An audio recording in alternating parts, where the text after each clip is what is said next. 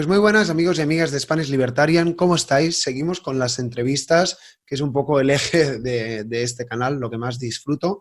Y como ya os dije en la anterior entrevista, en esta ocasión pues estamos haciendo una colaboración con la Fundación Argentina Bases y la Fundación Friedrich Naumann de Alemania y estamos entrevistando a personas de Latinoamérica, que ya sabéis que también son amigos del canal, a pesar de la distancia geográfica hay muchas cosas que nos unen y estamos entrevistando pues a personas de varios sitios, de diferentes disciplinas y hoy vamos a hablar con una persona de Ecuador, es la segunda persona ecuatoriana que entrevisto y estoy muy contento de tener al economista libertario Pablo Zambrano. Pablo, ¿cómo estás? Muy bien, gracias Ignasi. A tus órdenes. Bueno, a mis órdenes no. Con que responda las preguntas, pasemos un buen rato y con que hagamos pasar un Claro, buen rato a la audiencia, yo creo que me doy por servido. Bueno, pues sí, Pablo es un economista, gracias. de hecho nos conocimos en persona ahora un par de años en Argentina. Él ha hablado mucho de la dolarización en Ecuador. Y bueno, como podemos ver, y creo que estarás de acuerdo conmigo, Latinoamérica pues está recientemente muy movida. Cada país está pasando por su propia coyuntura e intentaremos pues hablar un poco de esto, hablar de Ecuador y hablar de libre mercado y de las ideas de libertad que nos unen. La primera pregunta, como ya sabes, Pablo, es que por favor te definas a ti mismo. ¿Qué nos puedes contar de ti, si quieres, como mínimo profesionalmente? Y luego vamos tocando algunos temas. Así que cuando quieras. Sí, gracias Ignasi. Justamente yo me defino como un economista partidario del libre mercado, dado que el libre mercado es el responsable del progreso de todos los países, pero lamentablemente no existe una buena difusión al respecto. Es decir, la gente, el común de los mortales, cuando escucha libre mercado, generalmente nos asocia a los liberales, a los libertarios, con defender intereses de las empresas privadas en detrimento de los grupos de trabajadores, etcétera, ¿no? Y ese es el pequeño problema que tenemos siempre los liberales en un principio. Por lo tanto, yo considero de que primero debemos hacer una buena difusión desde el punto de vista liberal, libertario, y en ese sentido aporta tu programa, tu entrevista. Yo quiero justamente contribuir a ese debate, no para imponer las ideas, ni mucho menos, sino para que se sepa realmente qué es lo que pretendemos los liberales. ¿Mm? Porque, ojo, como bien decía Ludwig von Mises, existe una creencia generalizada en la mayoría de la gente en decir que los liberales, los libertarios, no estamos preocupados del bien común. Y eso es algo falaz totalmente. Lo que pasa es que nosotros, a diferencia de los socialistas, no queremos hacerlo desde el Estado, sino desde la persona. Y lo que queremos es simplemente que el Estado cumpla su rol y nos deje trabajar. Eso aspiramos justamente todos los liberales, y los libertarios un poco se van hacia, digamos, incluso la abolición, la desaparición del Estado. Y yo creo que está muy bien, pero en ese sentido hay que trabajar más bien con una visión realista de lo que tenemos hoy por hoy en la región. Y estamos viendo justamente todo este tipo de movimientos de extrema izquierda, digamos, de grupos radicales, que están sembrando el caos, el terror, el pánico en la región. Y vemos concretamente el caso de Chile, ya van para un mes en paralizaciones, y todo eso motivado por el ámbito político. Ojo, porque eso hay que aclararlo muy bien a la ciudadanía, porque el otro día una persona ingresó a mi WhatsApp y me dejó un mensaje y me dijo: mira, Pablo, tú que siempre andas defendiendo a Chile, ¿qué te parece esto? Entonces yo le dije: mira, lo que pasa es que en Chile tienen un problema político, no es económico, porque si nos fijamos en los indicadores de Chile, es el país que tiene la mayor libertad, el mayor progreso en la región, y aparte de eso es el que más ha combatido la pobreza. Las cifras son elocuentes. Ellos han reducido la pobreza en alrededor de 30 años del 45 al 7%. Y alguien me dirá: bueno, pero la desigualdad, o sea, esa desigualdad siempre va a ser el pretexto de estos grupos socialistas, que lo que dicen es que ¿por qué hay ricos? ¿Por qué hay ricos? Deberíamos todos ser pobres, lo cual me parece totalmente demencial pensar de esa manera. Si queremos superar la pobreza, en conclusión, debemos aplicar sistemas de libre mercado. Y en ese sentido, por ejemplo, es interesante la propuesta ecuatoriana en lo que tiene que ver a la dolarización, porque uno de los postulados básicos del liberalismo clásico y del libertarianismo es tener una moneda sana, es decir, una moneda que no se devalúe, que no pierda valor en el tiempo y que permita que los consumidores, las personas normales, tengamos un mayor acceso a gran cantidad de bienes y servicios. Qué bueno. Bueno, has tocado varios temas, a ver si podemos ir un poco yendo punto por punto. En un momento has dicho lo que los liberales queremos, pero no se nos termina de entender, o algo así. No sé si te he parafraseado exactamente. Entonces te lo pregunto de manera directa. ¿Qué es lo que quieren, entre comillas, los liberales? O te reformulo la pregunta, que es, ¿qué es el libre mercado? Vamos a empezar a definir los términos para que quizás estos problemas de comunicación que a veces tenemos, pues los podamos ir solventando. Claro, es decir, lo que queremos los liberales, lo que queremos básicamente es que exista la posibilidad de emprender en actividades productivas que permitan dinamizar la producción en primer lugar y luego generar empleo, empleos de calidad que permitan a la gente salir de la pobreza. Porque si nos quedamos simplemente en la visión estatista, en la visión socialista, vamos a caer en el problema de que el Estado es el que genera los trabajos, el que genera los empleos, y eso en el tiempo no es sostenible. Recordémosle a la humanidad qué pasó durante los años de 1930 a 1970 en la economía mundial. Luego de la Gran Depresión se puso de moda la teoría keynesiana, que es básicamente socialdemocracia, es decir, un socialismo light, no extremista, ¿no? Ese sería el keynesianismo. ¿Y qué proponen los keynesianos? Proponen básicamente que sea el sector público el que dinamice el aparato productivo a través del consumo. Algo totalmente contrario a la visión liberal que te dice que primero debe existir ahorro de los particulares y el consumo viene al final. El consumo no puede estar por sobre el ahorro. Entonces, básicamente, creemos los liberales, sería simplemente cuestión de mirar qué países son los que han progresado a nivel mundial, porque existe una falacia ampliamente difundida, y es decir que el neoliberalismo es lo que domina el mundo. Al decir neoliberalismo se refieren a los liberales, todos los socialistas, porque esa es la manera en la que nos tratan a nosotros, nos dicen los neoliberales, los fascistas, en fin. Pero bueno, al margen de cómo nos llamen, lo cierto es que los países que han aplicado libre mercado, tenemos un amplio abanico, amplio número de ejemplos. Tenemos Suiza, tenemos Singapur, tenemos Canadá, Hong Kong, etcétera, ¿no? Todos esos países, las 10 economías más libres del mundo, son también las más desarrolladas. Y por otra parte tenemos las 10 economías más atrasadas, más pauperizadas del mundo. Entre ellas están Cuba, Venezuela, Corea del Norte, Zimbabue, todo ese tipo de países que aplican el socialismo puro son las que están más atrasadas. Y por otro lado tenemos un amplio número de países que no es que aplican capitalismo, como erróneamente señalan muchas personas.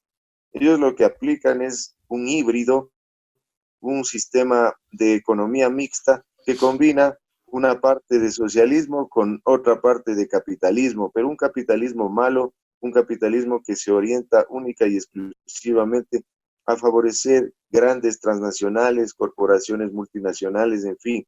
Más bien, los liberales lo que queremos simplemente es que la persona, sea de donde sea, es decir, inicie una pequeña actividad empresarial, una mediana o grande, se le deje trabajar, no el Estado obeso, gigantesco que vemos, que lo que hace es cobrar altísimos impuestos y al hacerlo, evidentemente, distrae recursos que no permiten que haya una mayor inversión, y si hubiese más inversión, realmente habría más posibilidades de tener mejores empleos y de reducir la pobreza.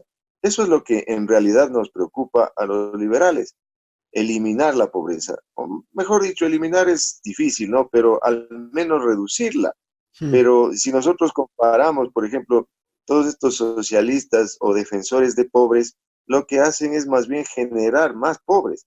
El caso emblemático es Venezuela, por ejemplo, un país que se debate entre el hambre, el atraso y la miseria, precisamente por haber aplicado este tipo de recetas. Entonces yo creo que si los liberales salimos decididamente a conquistar el mundo con nuestras ideas, creo que básicamente vamos a tener países con mucho más progreso, con mejor calidad de vida para todas las personas. Bueno, me gusta tu mensaje y está bien que hables de pobreza porque parece que esta es una batalla que hemos otorgado, vamos a decir, a los socialistas y personalmente me gusta oír a liberales que hablan de pobreza porque es uno de los, o quizás el tema más importante que deberíamos tratar en la actualidad o en la humanidad.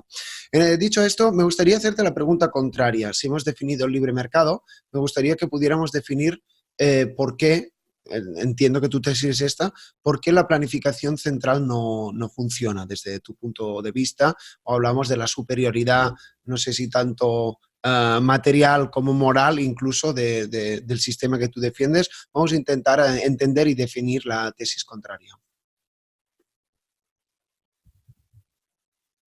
Claro, y yo lo que te diría es que los socialistas, en la mayoría de los casos, digamos, son bien intencionados, en la mayoría de los casos.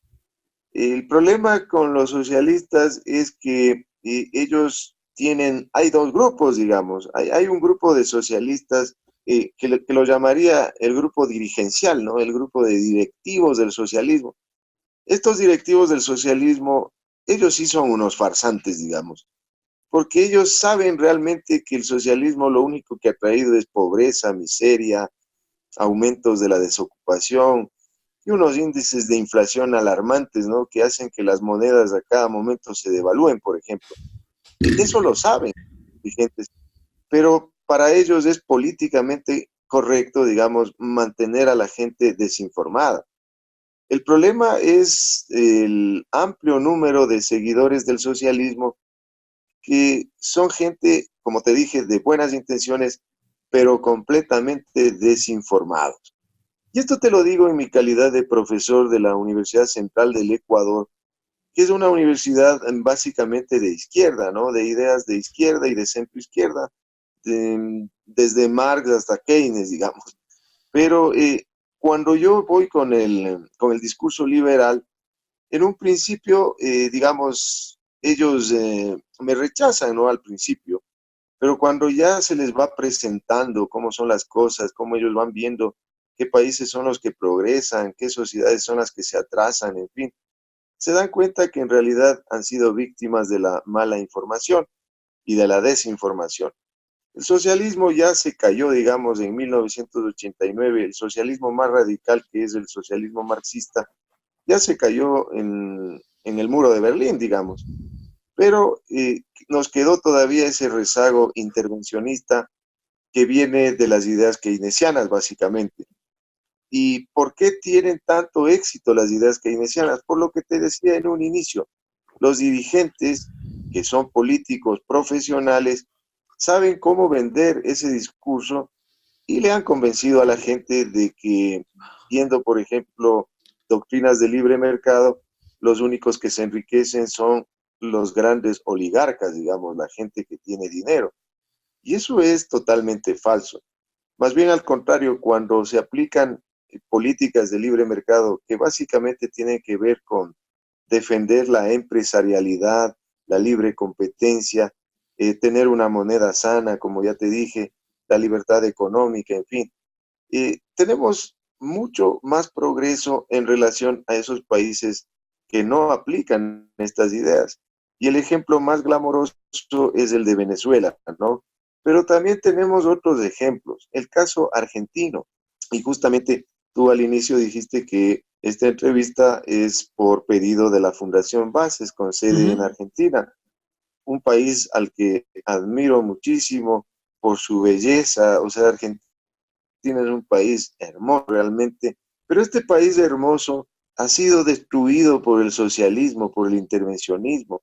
Es lamentable eso porque si nos fijamos, 19, las ideas de Juan Bautista Alberdi, un gran liberal, hicieron que Argentina sea uno de los 5 países más desarrollados a nivel mundial, a tal punto que hubo mucha inmigración europea.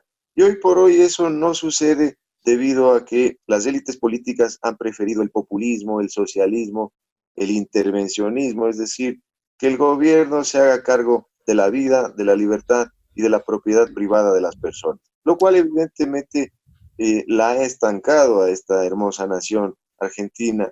Yo esperaría que algún momento tanto Argentina como el resto de países de Hispanoamérica, España, Ecuador, Colombia, Chile, en fin, todos los países latinoamericanos abracemos el sueño liberal porque realmente eso es lo que nos va a sacar de la pobreza y del subdesarrollo. A propósito, yo escribí un libro hace algunos años que se denomina Visa al Desarrollo, donde claramente demostré que la principal causa para el progreso de un país es la libertad, especialmente económica.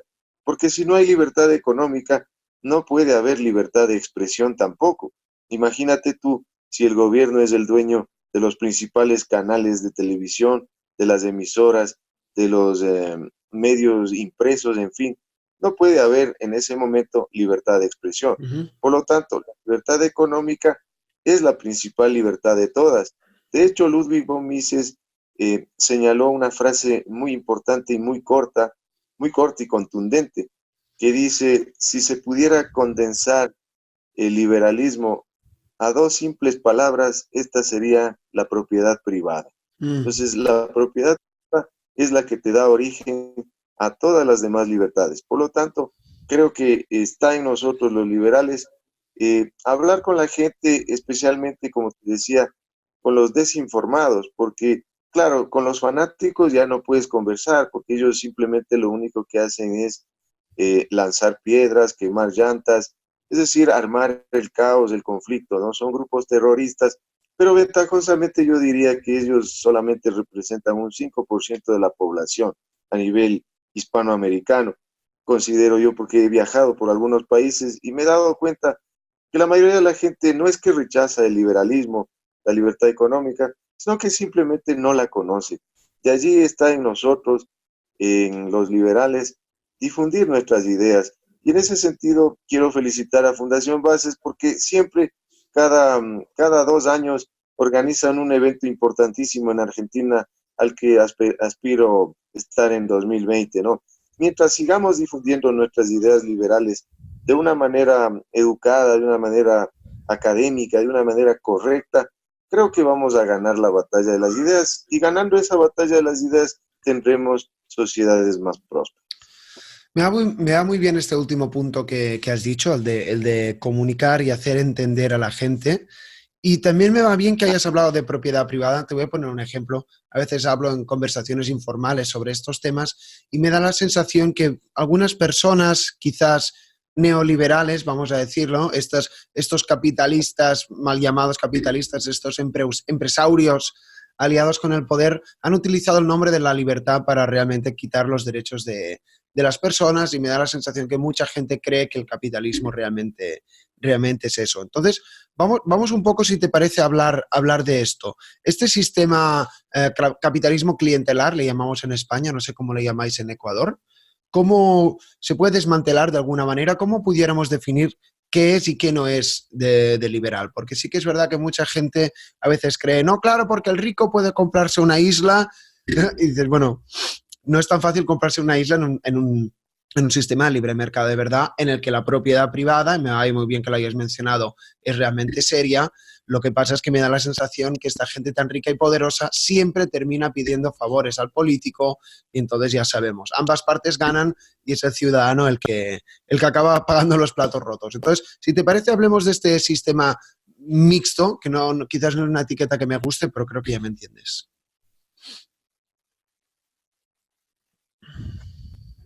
Sí, sí, sí, justamente, y yo te decía, si nosotros miramos el índice de libertad económica, te vas a dar cuenta que hay las 10 sociedades más liberales, ¿no? Entre esas están, por ejemplo, Hong Kong, Suiza, Singapur, etcétera, Australia, en fin, hay 10 países. Y si ves por el otro lado, en cambio, los más reprimidos, digamos, te encuentras a Venezuela, te encuentras a Cuba, Corea del Norte, Zimbabue, en fin, 10 sociedades igualmente. y tú tienes 200 países, entonces imagínate, 10 países aplican libre mercado, 10 países aplican socialismo extremo, entonces tú tienes 10 para 20 sería, perdón, 10 para 200 sería el 5%, Ujú. el otro 5% sería socialista, en conclusión sería 5% de liberales, 5% de socialistas, y tienes un 90% de economía mixta, con Mm, mayor o menor grado de liberalismo o de socialismo. O mm, sea, no existe propiamente la pureza, ¿no? La pureza que sería deseable, ¿no?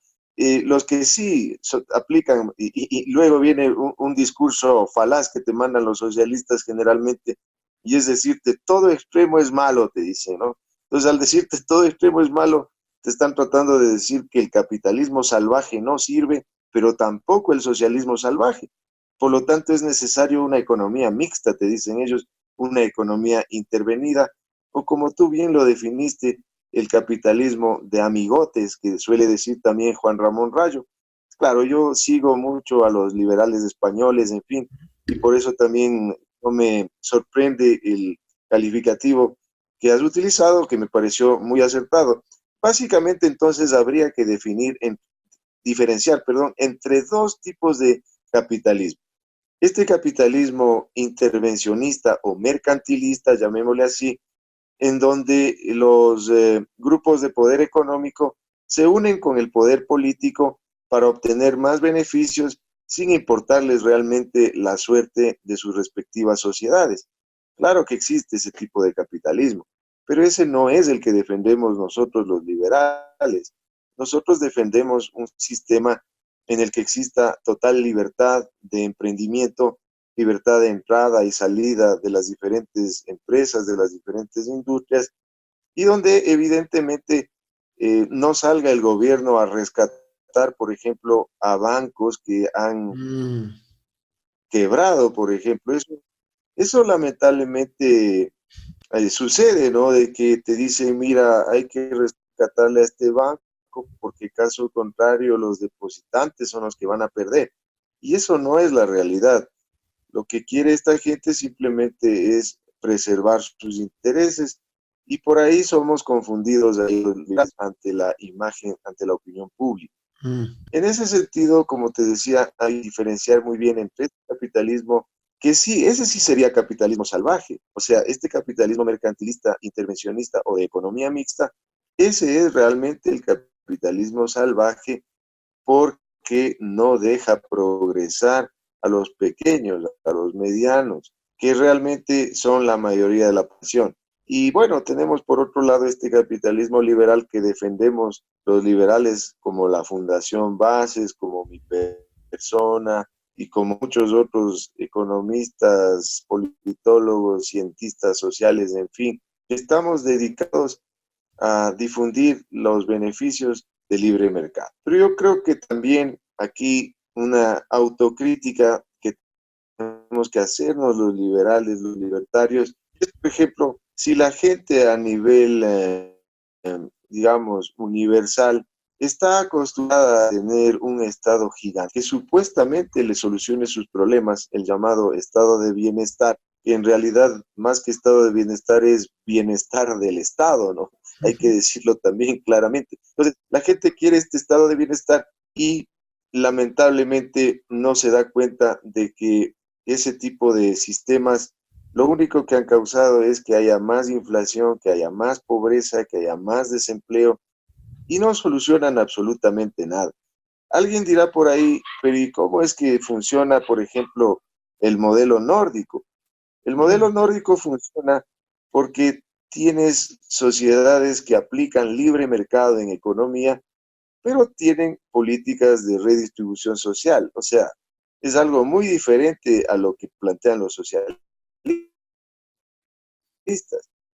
Y evidentemente las del modelo nórdico y todo lo demás no pueden ser asimiladas como socialismo, porque por darte un ejemplo, en el caso de la educación, ellos en lugar de subsidiarle a la oferta como hacemos en Hispanoamérica, dando dinero desde el Estado a entidades que la malgastan y que no educan bien a sus habitantes, sino que la adoctrinan en realidad, lo que hacen en el modelo nórdico en países como Dinamarca o en países como Noruega, es más bien subsidiar a la demanda, diciéndole al padre de familia, anda a inscribirle a tu hijo en donde exista una mejor educación. Y así se genera competencia a nivel de este tipo de instituciones educativas. Por lo tanto, justamente esa sería una diferencia, ¿no?, entre el capitalismo devenido y el capitalismo liberal.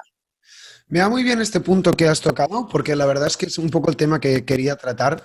Esta entrevista, más que una entrevista, está siendo una masterclass, pero me gusta que así sea. La pregunta en este caso es si crees que este sistema mixto nórdico, pero que tiende más hacia el capitalismo que no al socialismo, es deseable. Esta sería como la parte uno de la pregunta. Y la parte dos es qué es lo que crees que tiene que pasar para que la sociedad pues empiece a aceptar o a abrazar este tipo de ideas para que tanto institucionalmente como culturalmente pues vayamos tendiendo hacia ahí.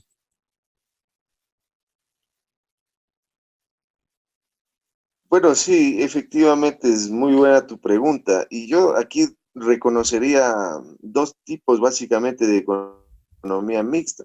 Una economía mixta que tienda hacia un liberalismo, digamos, y eso sería el caso del modelo nórdico. Ahí tienes economía mixta, pero tendiendo hacia el liberalismo, ¿sí? Exacto. No hacia el socialismo, y eso hay que aclararlo muy bien. Y más bien hay otra economía mixta como la que tienes en Ecuador, tienes en Argentina, tienes en Colombia, por ejemplo, o en la propia España, que tiende más hacia el socialismo. O sea, tienes economía mixta, pero tiendes más hacia el socialismo, hacia la redistribución. Lamentablemente, en nuestros países de Hispanoamérica tendemos más hacia el socialismo, mientras en los países de la Europa del norte, digamos los nórdicos que se llama, ellos tienden más hacia el libre mercado. Y esto lo podemos ver también claramente con un ejemplo histórico muy importante. Lo que pasó en Alemania en 1948, cuando después de haber tenido el nazismo, es decir, el nacionalsocialismo, porque así se llamó la doctrina impuesta por Hitler, después de eso tuvimos a Ludwig Erhard en Alemania, quien con una revolucionaria propuesta llamada economía social de mercado, bastante vendible en términos políticos, Ignacio, y creo que en eso debemos trabajar los liberales, Ujú. en vender nuestras propuestas, en ser más políticamente correctos sin necesidad de hacerle el juego a la izquierda. Eso es importante, ser políticamente correctos sin hacerle el juego a la izquierda, sin utilizar sus términos, por ejemplo, todos y todas, socialicemos, en fin. Sin utilizar eso, nosotros sí podemos ser políticamente correctos, vendiéndole a la gente la idea de que el Estado debe estar al servicio de la gente, no la gente al servicio del Estado como sucede en el socialismo. Y creo que en ese punto también los liberales y los libertarios especialmente deben aterrizar o debemos aterrizar en la realidad, porque si bien es cierto, es deseable de que el Estado desaparezca, ¿no?, Ujú. pero por lo pronto no es políticamente correcta esa propuesta. Lo que nosotros debemos proponer es más bien tener tamaños del Estado que permitan que funcione el libre mercado. Y en este punto hay una frase de Adam Smith que decía claramente, ¿no? El libre mercado únicamente puede funcionar en una sociedad bien gobernada. ¿Y cuál sería una sociedad bien gobernada desde un punto de vista liberal? Aquella en la que el tamaño del Estado no supere el 20% frente al Producto Interno Bruto. Creo que ese indicador es importante, porque si tú te fijas en los casos de Suiza, de Singapur o de Hong Kong, justamente estos países tienen tamaños del Estado entre el 19 y el 20%, es decir, gasto público frente al PIB nos da ese porcentaje y tienen el mismo porcentaje como impuestos. Entonces, ellos viven precisamente de la recaudación tributaria, que en esos países sí podríamos llamar las contribuciones, porque sirven precisamente para financiar un Estado dedicado a lo suyo. ¿Y qué es un Estado dedicado a lo suyo? Básicamente dedicado a la seguridad, a la defensa nacional, a la justicia, algo de salud, educación educación, como te decía, pero sin monopolizarla desde el Estado, sino permitiendo también que haya competencia y, como te decía, incluso financiándola a la demanda, más que al financiar a la oferta. Creo que eso podría dar mejores resultados, pero no como tenemos hoy por hoy. Al menos te comento, en el caso ecuatoriano, por ejemplo, tenemos un tamaño de Estado frente al PIB del 35%, y en la época de Rafael Correa llegamos a tener un tamaño del 44% frente al PIB. Y creo que eso es el principal problema que enfrentan nuestras economías, porque después el hecho de tener estados muy grandes hacen que primero no se dedique a lo suyo el Estado, y luego tenemos por otro lado el déficit fiscal. El déficit fiscal es el origen de todas las crisis económicas alrededor del mundo, porque ese déficit hay que financiarlo, y la forma tradicional en la que los gobiernos financian los déficits es emitiendo moneda. Al emitir moneda generan inflación, y luego todas las debacles financieras, debacles sociales que vemos, ¿no? Por ejemplo, en Venezuela, un país que a cada instante le vemos al dictador, al tirano de Maduro, diciendo que ha conseguido, o digamos, va a subir los sueldos de los venezolanos, pero ¿de qué les sirve que les suban el sueldo si no hay ni qué comer en ese país? Entonces, creo que los liberales tenemos un reto importante, y yo sí me concentro en el ámbito de la comunicación, como te dije. Es más, a mí me agrada mucho compartir este tipo de temas a través de redes sociales, ¿no? Del Facebook, en fin, tratar de llegar a la población, tratar de llegar a la gente desinformada, a decirle, mira, te han engañado toda esta clase de politiqueros que lo único que buscan, ¿no es cierto?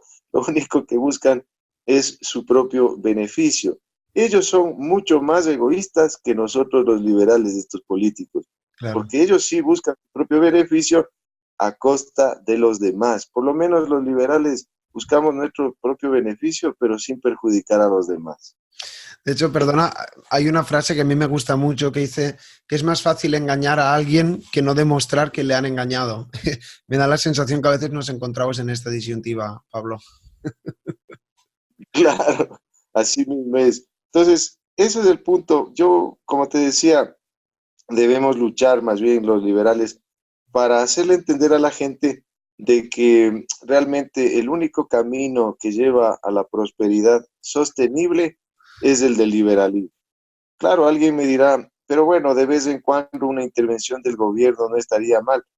Bueno, es lo que se hizo básicamente en los años 30 en la Gran Depresión. Ahí se aplicó el New Deal a través de Roosevelt, con las ideas de Hoover, en fin. Y bueno, eso ya colapsó. En los años 70 la economía keynesiana demostró que únicamente servía en el corto plazo. Claro que en el corto plazo tú puedes engañar a la gente, ¿no? Como bien decías, con la, pero ya en el mediano y largo plazo este tipo de sistemas no son sostenibles, y lo único que hacen es agravarte el problema. Y lo más preocupante, digamos, es que cuando tú aplicas política keynesiana durante muchos años, la gente común cree que eso es capitalismo, y como no ha solucionado sus problemas, cierran las puertas realmente a propuestas liberales.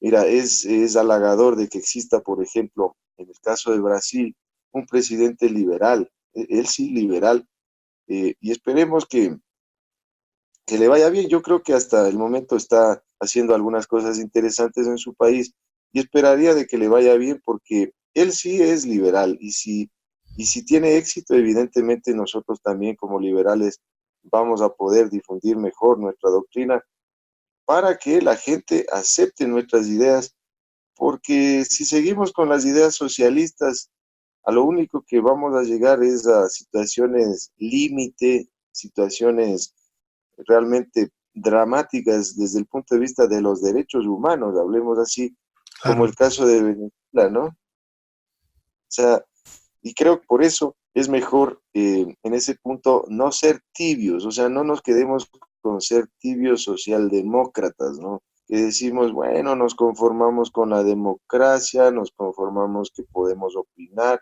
pero bueno, eso también hay en la socialdemocracia. Lo que nos diferencia, creo yo, a los liberales respecto a los socialdemócratas es nuestra creencia en la libertad económica, porque los socialdemócratas también creen en la libre expresión, ojo con eso. Por lo tanto, si queremos ya, que no nos llamen tibios socialdemócratas, debemos darle con todo, en especial al tema de la libertad económica, la propiedad privada. Dale, Ignacio. Muy bien, Pablo. Bueno, queda muy claro tu punto. Más o menos vamos ya yendo hacia la recta final y me gustaría hablar, pues, cómo no, de tu país, Ecuador. Hemos hablado al inicio del tema este de la dolarización de la economía. Yo no soy economista, no sé qué es. Me gustaría un poco que nos explicaras qué es y también un poco cuáles son las quejas que a veces uno escucha de parte principalmente de la izquierda. Siempre que se habla de dolarizar la economía, se habla de pérdida de soberanía monetaria o de venderse a los imperialistas americanos y tal. Y bueno, a mí me hace mucha gracia escuchar esto. O bueno, como tú sabes mucho más que yo, pues me gustaría preguntarte a ver de qué trata esto de dolarizar la economía y por qué, o qué tal le ha ido a tu país. Sí, gracias por la pregunta, Ignacio, es muy pertinente. En primer lugar, en nuestro país dolarizamos en 1999, o digamos concretamente en el año 2000. En enero del 2000 se puso en práctica la dolarización. ¿Por qué fue esto? Porque durante nuestro retorno a la democracia, que fue desde 1978 a 1999, se sucedieron una serie de gobiernos. Ninguno de ellos podríamos clasificarlo dentro del ámbito de gobierno liberal propiamente, pero los que más se acercaron fueron los de Sixto Durán Ballén y el de Yamil Maguad, que fue justamente el que dolarizó la economía. Ahora bien, el tema es el siguiente. En el caso de todos estos gobiernos, por eso es que digo, yo no sé cómo así Rafael Correa sale con el típico término, la larga y triste noche neoliberal, porque de liberal no hubo absolutamente nada, o sea, hubo estados gigantescos que tuvieron que ser financiados, es decir, este déficit fiscal había que financiarlo con emisión monetaria. Y esta emisión monetaria fue la que desembocó en inflación. Nosotros llegamos a tener una inflación del 94% en 1999, fue la más alta del periodo. Y ya la devaluación fue realmente preocupante. Imagínate que en agosto de 1998 el tipo de cambio era 5.000 sucres, que era la moneda nuestra, sucres por dólar, 5.000. Y luego en un año llegamos a 25.000 sucres por dólar, lo que implicó una devaluación de 400%.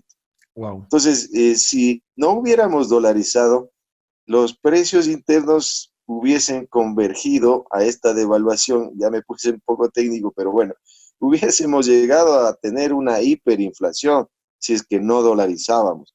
Entonces, en ese momento hubo voces liberales, por eso te digo que es importante siempre esto de las voces liberales, haciendo opinión pública, es lo que pasó, por ejemplo, en el caso de Gran Bretaña. Margaret Thatcher escuchó a Friedrich Hayek y escuchó a todos los grandes economistas, ¿no? Y gracias a eso es que pudo hacer reformas de esas sí liberales, ¿no? Entonces, te decía, en el caso ecuatoriano, escuchó el gobierno de ese entonces, el de Yamil Maguad, a todas las voces que decían, hay que dolarizar porque el hecho de dolarizar impide que sigamos imprimiendo billetes, emitiendo moneda. Y a raíz de esa dolarización en el Ecuador hemos tenido un crecimiento económico mucho más alto en relación al crecimiento que se tenía en la época del Sucre. Y a este respecto yo elaboré un trabajo hace algún tiempo que lo he presentado dentro de mi doctorado en economía, que estoy por graduarme ahí en SMC University. Bueno, entonces ya presenté ahí y ahí demuestro claramente que en la época del Sucre realmente nuestra economía creció en un porcentaje menor al de la dolarización. Aparte tuvimos un 60% de pobres, ojo con esos 60% de pobres. En cambio, en dolarización, si bien es cierto, hay pobreza, pero esta ya se redujo al 25%, entonces fue una reducción importante. Entonces, respecto al tema de la inflación, como te dije, cerramos con un 94% en el año 99 y hoy por hoy nuestras inflaciones son inferiores a los 2 dígitos, que es la medida técnicamente reconocida como correcta dentro del control a la inflación, es decir, menores al 10%. Es más, nuestra inflación el año anterior fue del 1% apenas. Es decir, o sea, realmente no tenemos problemas de inflación aquí en el Ecuador. Los problemas que tenemos acá son más bien el producto de la irresponsabilidad que hubo durante el gobierno de Rafael Correa, que él sí era un socialista, digamos, un creyente acérrimo de la política keynesiana, ¿no? Y lo peor, lo que siempre suelo decir, ¿no? Que acá en América Latina, lamentablemente, todos estos seguidores del socialismo, lo que hacen es combinar la política keynesiana con lo peor del marxismo, ¿no? Entonces, lamentablemente, eso pasa en nuestros países, porque si tú ves, por lo menos yo me doy cuenta que al menos en sociedades como la norteamericana, Estados Unidos, por ejemplo, ahí se la pasan debatiendo entre liberales y keynesianos, pero los marxistas ni siquiera aparecen por ahí. Pero acá en nuestras sociedades es lamentable esa combinación, ese Frankenstein ideológico que se forma, ¿no?, entre los marxistas y los keynesianos, que realmente nos tiene complicados. Bueno, entonces este señor Correa nos dejó un país endeudado, un país con bajo crecimiento económico, con un altísimo gasto público, un derroche demencial, ¿no? Que ya te dije incluso la cifra, 44% frente al PIB teníamos de tamaño de Estado. Entonces esperemos que ya, bueno, al menos Lenín Moreno, él sí ha resultado un tibio socialdemócrata, por lo menos, que de alguna manera ha respetado la libre expresión, sí hay mejores políticas económicas, creo yo, y aspiraría que no solo el Ecuador, sino toda Hispanoamérica se levante y se vaya hacia un modelo de libre mercado realmente, ¿no? No a esta economía mixta que lo único que ha hecho es estancarnos. Bueno, me sorprende que hay una persona moderado llamándose Lenin, ¿no? Sí, el, moderado, el así nombre, es. la verdad que el nombre no inspira mucho. Bueno, El nombre llevamos, no es para moderado. sí, ¿no? Bueno, Sí, llevamos un buen rato hablando. La verdad que hemos tocado, estoy disfrutando y he disfrutado bastante la entrevista, ¿no? Porque hemos tocado varios temas y yo creo que incluso los hemos ido uniendo los puntos, que al final es lo que a mí más me gusta. La última pregunta, Pablo, siempre termino las entrevistas igual, es que nos des algún consejo, no sé si a un liberal o no a un liberal, pero vamos a decir a esta persona que se levanta muy temprano y que trabaja y que mira por su familia y que hace el bien y luego ve que, pues, que los políticos y demás nos estafan constantemente, porque es así. A ver qué consejo le pudiéramos dar, así que sea algo un poco inspirador para terminar la nota un poco en un tono positivo. bueno, básicamente decirle a esa persona normal que nos esté escuchando que el liberalismo precisamente está dirigido a la gente normal, ¿no? A la gente como tú o como yo, que se levanta todos los días a ganarse el pan con el sudor de su frente y que lo único que desea es que no le suban los impuestos, que la dejen trabajar, que por ejemplo si es un emprendedor no le estén subiendo las regulaciones a cada momento y que para eso esta persona debe informarse un poquito más, es decir, leer por lo menos la prensa, tratar de informarse. Por ejemplo, te doy un caso muy particular.